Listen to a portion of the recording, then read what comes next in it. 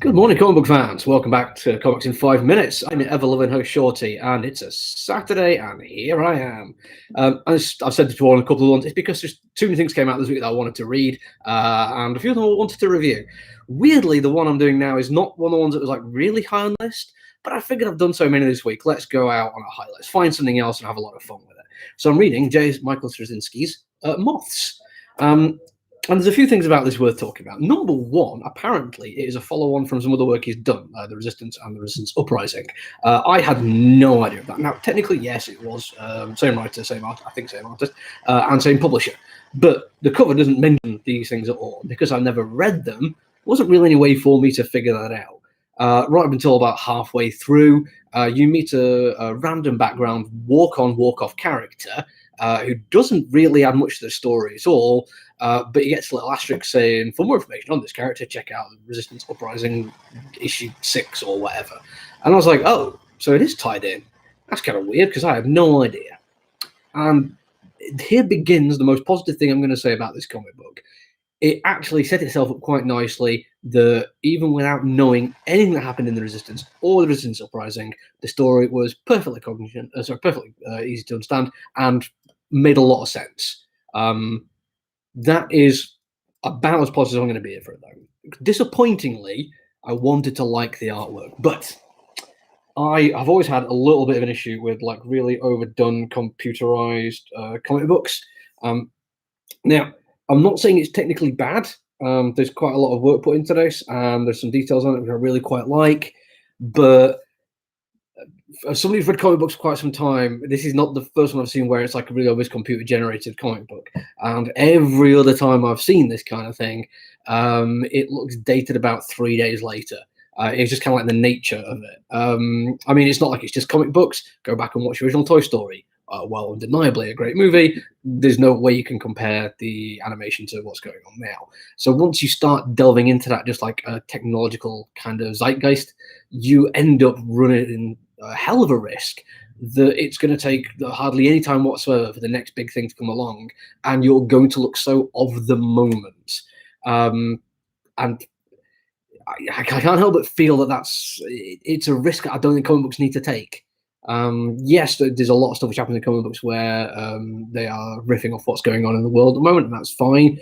But to make it so obvious that, like, even if you don't know entirely what was going on in the world at the time, you could just, from glancing at it, get a sense of time from it and a sense of oldness from it, or as it could be, then yeah, it bugs me a little bit.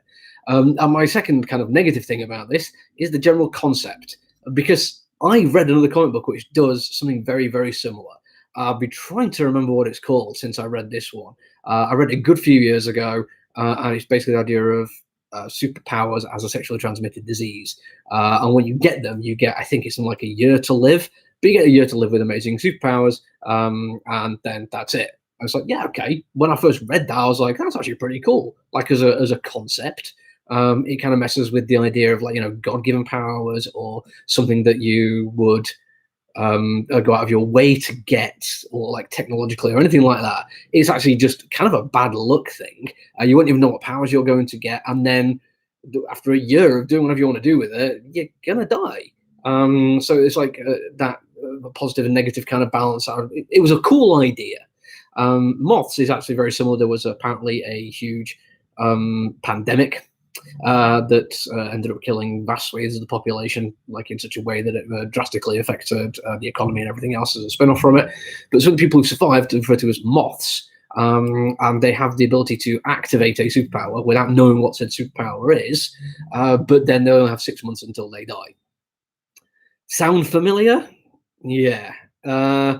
It's effectively just riffing off a slightly more contemporary idea. Although, I mean, I'm not sure like when he started writing this, I'm not entirely sure it would have been pre our actual pandemic. But it feels very like on the nose. I'll admit that is probably accidental rather than anything else, though. But some of the superpowers that you see people have are kind of minuscule and not really worth it. And there's a way people go about exhibiting them, which comes across as just performance art. And the idea of performative superpowers that you get for 6 months, and some people are like, oh, I want to use them to change the world, make something beautiful. But there's also the stigma attached to the fact that so many people died from this, The people alive just basically have 6 months of being kind of shiny. None of it was enough to make me go, oh wow, I can't wait to see what happens next. Straczynski himself in the end notes is talking about how the fact that he likes dealing with high concepts, but is more of a character-driven kind of writer. I've got to say, there wasn't even really anything about the characters that I particularly cared that much about. This is, I think, the first thing I've read from AWA where I can't say with any kind of like certainty that I enjoyed it or that other people should read it. If you like JMS, and a lot of people do, you obviously like what he does and how he puts stories together, then cool, absolutely go for it. If you've enjoyed the Resistance stuff, this might just be the next chapter you've been waiting for. But as somebody who's picked it up to give it a read, there's just a few too many things that rub me the wrong way, I'm afraid. But such is life. That's it. I'll be back on Tuesday for a new comic book day and hopefully a review as well. Until then, everyone, stay safe, look after yourselves and each other. Bye.